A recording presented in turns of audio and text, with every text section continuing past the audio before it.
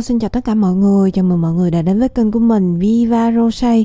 Thì hôm nay mình sẽ hướng dẫn các bạn móc một chiếc túi dây rút để đựng đồ trang điểm như thế này. Ok, bây giờ chúng ta sẽ bắt đầu luôn nha. Thì chất liệu đây mình sử dụng đó là len miêu cô tông nặng 125g một cuộn. Và ở đây thì các bạn cần phải có một cuộn màu hồng và một ít len màu trắng. Và kim móc đây mình dùng có độ dày đó là 4mm. Và ở đây là mình sẽ móc chập đôi sợi len. Thì bước đầu đó là các bạn sẽ bước vào và móc phần đáy túi. Và để móc được phần đáy túi, trước hết đó là các bạn sẽ dùng len màu hồng này và tạo một vòng tròn ma thuật. Và cách tạo sẽ là như sau. Đầu tiên đó là các bạn sẽ để hai ngón tay song song với nhau như thế này. Sau đó các bạn sẽ dùng len quấn quanh hai ngón tay này một vòng. Sau khi mà các bạn đã tạo được một vòng tròn rồi thì các bạn sẽ lấy vòng tròn này ra khỏi hai ngón tay. Tiếp theo đó là các bạn sẽ đâm kim móc vào vòng tròn này, kéo lên qua. Và bắt đầu từ đây thì các bạn sẽ móc lên dòng thứ nhất của vòng tròn bằng cách là gầy lên 2 mũi móc xích. Sau đó thì đâm kim móc vào vòng tròn này, móc liên tục 15 mũi móc kép cùng một vòng tròn.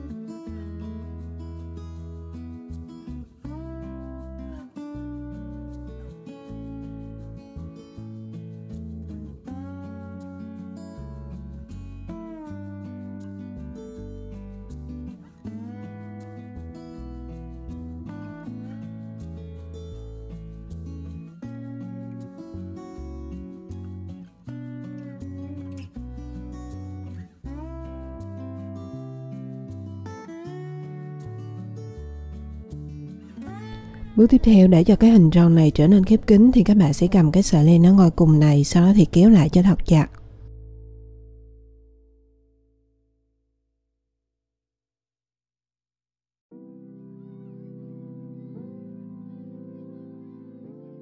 Và không tính chân mũi của hai mũi móc xích, chỉ tính các chân mũi mà các bạn đã móc lên bằng cái mũi móc kép. Thì tổng số chân mũi giờ các bạn đang có là 15. Thì như vậy là các bạn đã móc xong dòng thứ nhất rồi. Và để kết thúc dòng thứ nhất thì các bạn sẽ đâm kim móc vào chân mũi đầu tiên, kéo lên qua và móc một mũi dời. Tiếp tục đó là các bạn sẽ móc lên dòng thứ hai. Và để cho cái hình tròn này to dần qua các dòng thì bắt đầu từ dòng thứ hai này trở đi các bạn sẽ tăng mũi cho mình. Và cụ thể công thức tăng mũi sẽ là như sau. Đầu tiên đó là các bạn sẽ gầy lên 2 mũi móc xích. Và bắt đầu từ chân mũi đầu tiên này thì các bạn sẽ đâm kim móc vào mỗi một chân mũi và móc liên tục 2 mũi móc kép cùng một chân. Và các bạn sẽ lặp lại cái bước như vậy cho đến hết chân mũi cuối cùng thì mình sẽ tiếp tục hướng dẫn các bạn nha.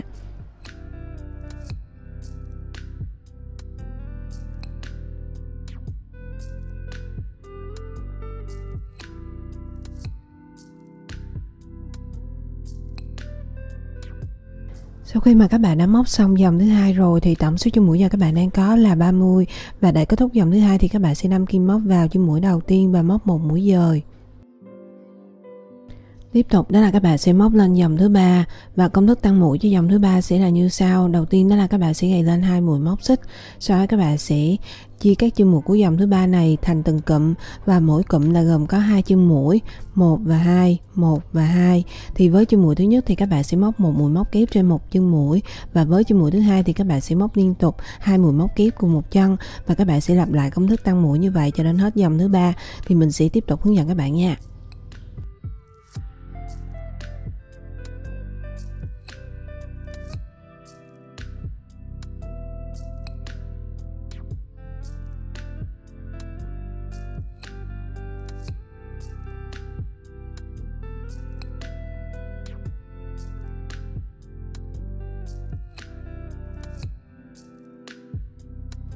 Sau khi mà các bạn đã móc xong dòng thứ ba rồi, tổng số chân mũi giờ các bạn đang có là 45.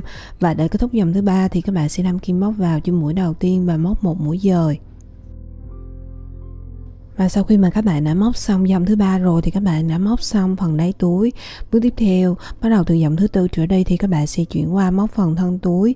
Và ở phần thân túi này các bạn sẽ móc họa tiết trái tim hạt dẻ và cụ thể cách móc sẽ là như sau. Đầu tiên đó là các bạn sẽ kéo lên đâm một đoạn, sau đó quấn lên quanh kim lần thứ nhất, đâm kim móc vào chân mũi đầu tiên, kéo lên qua lần thứ nhất, tiếp tục quấn lên quanh kim lần thứ hai, đâm kim móc vào chân mũi thứ nhất, kéo lên qua lần thứ hai. Sau đó thì quấn lên quanh kim lần thứ ba, đâm kim móc vào chân mũi thứ nhất, kéo lên qua lần thứ ba. Và sau khi đã có 7 đầu len trên cùng kim móc như thế này rồi thì các bạn sẽ dùng kim móc kéo lên qua 7 đầu len này cho mình. Như vậy là các bạn đã có được một mũi hạt dẻ đầu tiên rồi. Bước tiếp theo đó là các bạn sẽ móc lên một mũi móc xích, sau đó thì tiếp tục đâm kim móc vào chân mũi đầu tiên này, kéo lên liên tục qua 3 lần cho mình.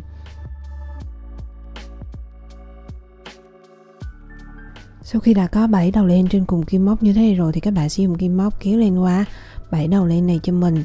Như vậy là các bạn đã có được một mũi trái tim hạt dẻ thứ nhất rồi. Tiếp tục các bạn lại móc lên một mũi móc xích, sau đó thì bỏ qua hai chân mũi, đó là chân mũi thứ hai và chân mũi thứ ba, đâm kim móc vào chân mũi thứ tư này và móc lên một mũi trái tim hạt dẻ.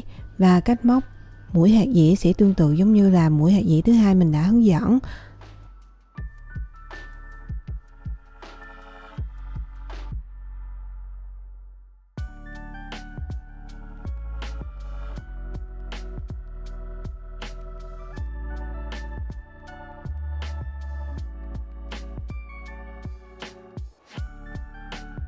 Như vậy là các bạn đã có được mũi trái tim hạt dẻ thứ hai rồi. Thì đến đây các bạn sẽ bắt đầu lặp lại các bước như nãy giờ mình đã hướng dẫn. Đó là đầu tiên các bạn sẽ móc lên một mũi móc xích, sau đó thì bỏ qua hai chân mũi, đâm kim móc vào chân mũi kế tiếp và móc lên một mũi trái tim hạt dẻ. Và cách móc sẽ tương tự giống như là mũi trái tim hạt dẻ thứ hai mình đã hướng dẫn. Và các bạn sẽ lặp lại các bước như vậy cho đến khi nào mà các bạn móc và còn lại hai chân mũi cuối cùng thì mình sẽ tiếp tục hướng dẫn các bạn nha. Sau khi mà các bạn đã móc dòng thứ tư và còn lại hai chân mũi cuối cùng như thế này rồi thì bước tiếp theo đó là các bạn sẽ móc lên một mũi móc xích, sau đó thì đâm kim móc vào chân mũi đầu tiên và móc một mũi dời. Như vậy là các bạn đã móc xong dòng thứ tư rồi và tổng số mũi trái tim hạt dẻ hiện như các bạn đang có là 15. Tiếp tục đó là các bạn sẽ móc lên dòng thứ năm, và để móc dòng thứ năm trước đó là các bạn sẽ đâm kim móc vào phần lỗ nằm ở chính giữa của mũi trái tim hạt dẻ thứ nhất và kéo lên qua và móc một mũi dời. Tiếp tục đó là các bạn sẽ móc lên mũi trái tim hạt dẻ thứ nhất ở phần lỗ này, và cách móc sẽ tương tự giống như là mũi trái tim hạt dẻ thứ nhất nằm ở dòng thứ tư như mình đã hướng dẫn.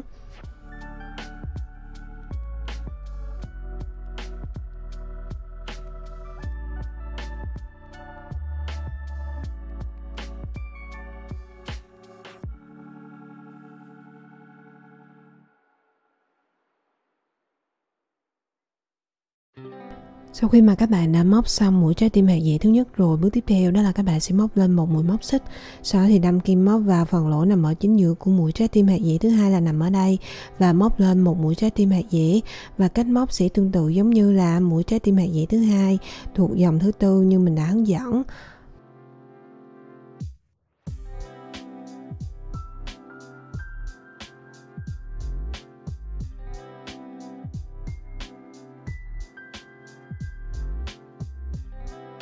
Và đến đây thì các bạn sẽ bắt đầu lặp lại các bước, đó là các bạn sẽ đâm kim móc vào mỗi một phần lỗ nằm ở chính giữa mỗi một mũi trái tim hạt dẻ và móc lên mỗi một mũi trái tim hạt dẻ, và khoảng cách giữa mỗi mũi trái tim hạt dẻ với nhau đó là một mũi móc xích.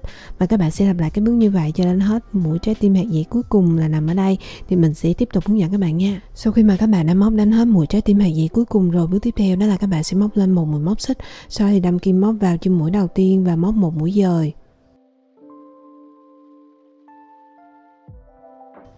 Và như vậy là các bạn đã móc xong dòng thứ 5 rồi. Tiếp tục đó là các bạn sẽ móc lên dòng thứ 6.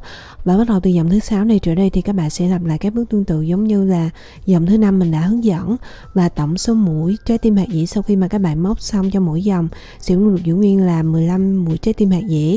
Và các bạn sẽ lặp lại các bước như vậy cho đến hết dòng thứ 10 thì mình sẽ tiếp tục hướng dẫn các bạn nha. Sau khi mà các bạn đã móc xong dòng thứ 10 rồi thì các bạn đã móc xong phần thân túi. Tiếp theo đó là các bạn sẽ móc lên dòng thứ 11. Và bắt đầu từ dòng thứ 11 này trở đi thì các bạn sẽ chuyển qua móc phần viền túi, và cụ thể cách móc sẽ là như sau. Trước hết đó là các bạn sẽ gài lên 2 mũi móc xích, sau đó thì bắt đầu từ chân mũi đầu tiên này thì các bạn sẽ đâm kim móc vào mỗi một chân mũi của mũi hạt dẻ và mỗi một phần lỗ và móc lên mỗi một mũi móc kép, và các bạn sẽ lặp lại các bước như vậy cho đến hết dòng thứ 11 thì mình sẽ tiếp tục hướng dẫn các bạn nha.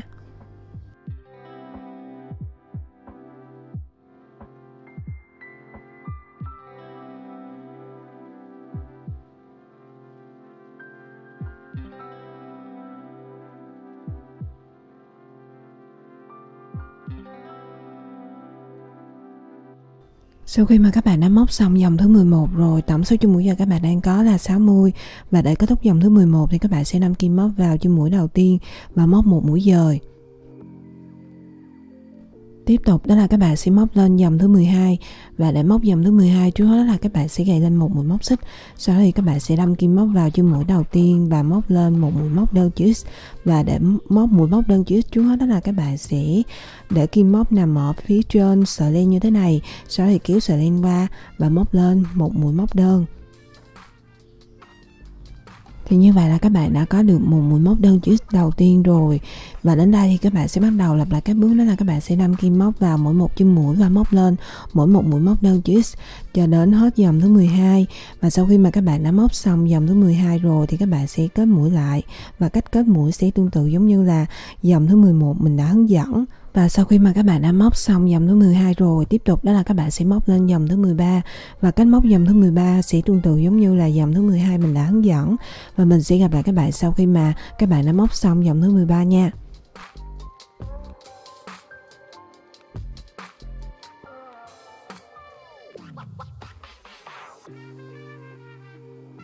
Sau khi mà các bạn đã móc xong dòng thứ 13 rồi, bước tiếp theo đó là các bạn sẽ móc lên một mũi móc xích, kéo lên ra một động và dùng kéo cắt đi phần đoạn len thường này cho mình.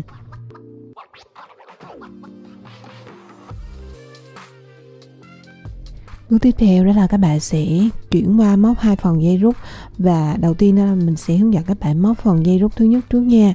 Và để móc phần dây rút thứ nhất trước hết đó là các bạn sẽ dùng len màu trắng này và lấy mũi đầu tiên. Tiếp theo đó là các bạn sẽ lên tổng cộng là 80 mũi móc xích.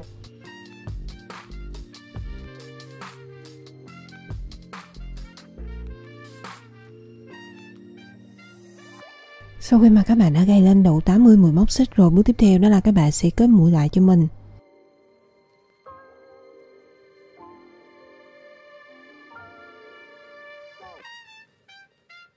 Sau khi mà các bạn đã móc xong phần dây rút thứ nhất rồi, với phần dây rút thứ hai cách móc cũng sẽ tương tự giống như là phần dây rút thứ nhất mình đã hướng dẫn. Và sau khi mà các bạn đã có được hai phần dây rút như thế này rồi, bước tiếp theo đó là các bạn sẽ luồn hai phần dây rút này vào dòng thứ 11 của phần viền túi. Và đầu tiên đó là mình sẽ hướng dẫn các bạn luồn phần dây rút thứ nhất trước nha. Và các bạn sẽ bắt đầu luồn từ phần lỗ nằm ở chính giữa chân mũi thứ hai và chân mũi thứ ba là nằm ở đây. Và cụ thể cách luồn sẽ là như sau.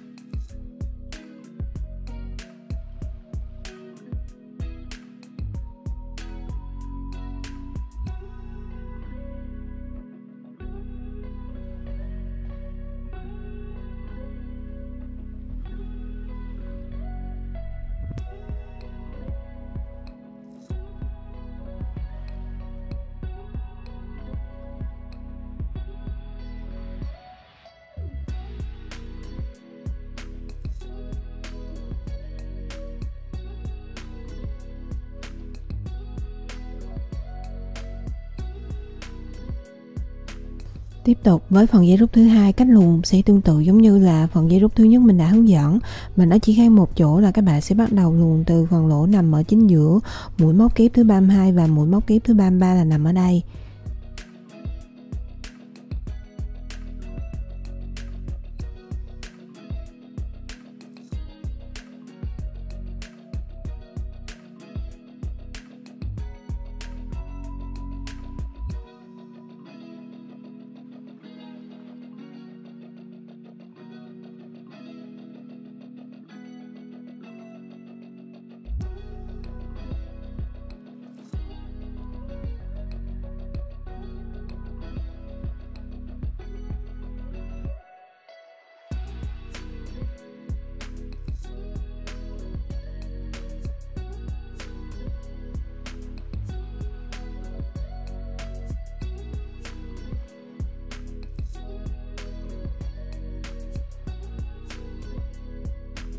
Ok, sau khi mà các bạn đã luồn xong 2 phần dây rút thì các bạn đã hoàn thành xong một chiếc túi dây rút đựng đồ trang điểm như thế này rồi. Mình chúc các bạn sẽ thành công và sản phẩm của các bạn làm ra nha. Chào tạm biệt bạn với các bạn ở video sau. Bye bye, see you.